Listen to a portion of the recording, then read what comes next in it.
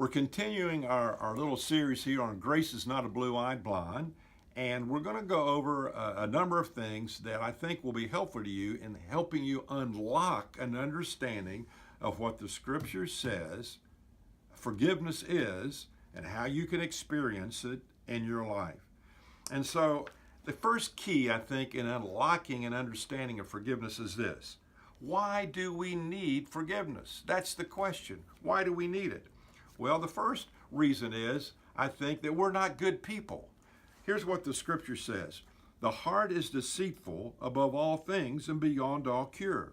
Who can understand it? That's in Jeremiah chapter 17, verse 9.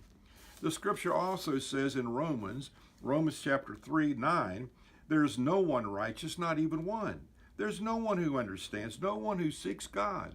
All have turned away. They have together become worthless. There's no one who does good, not even one.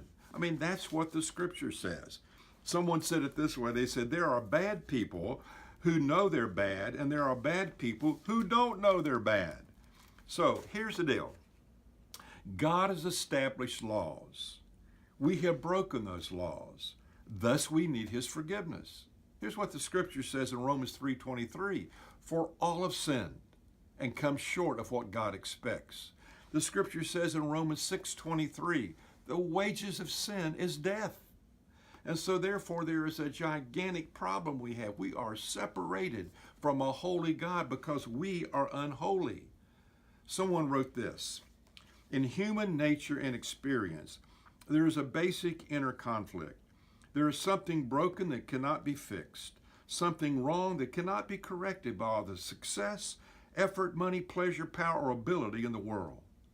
There is a basic fear, an aching pain and frustration in life that cannot be covered up forever by smiles and outward trappings of success. You know, it's interesting. The Scripture teaches, and we know from experience, that men and women have different standards they live by. The Jews have the law of Moses. The Gentiles have the law of conscience. There's the decent thing. There's the done thing. There's conventions of society. The Buddhists have the eightfold plan of enlightenment. The Muslims have the five pillars of conduct. But none of us have the ability to live up to any of these standards. None of us can live up to these things perfectly. Some of you have heard about the 10 Commandments in the Bible, in the book of Exodus, Old Testament. The 10 Commandments, 10 of them. How many of you have kept all 10 all the time? Uh-oh. If you say yes, then you've broken one of them already, and that's lying.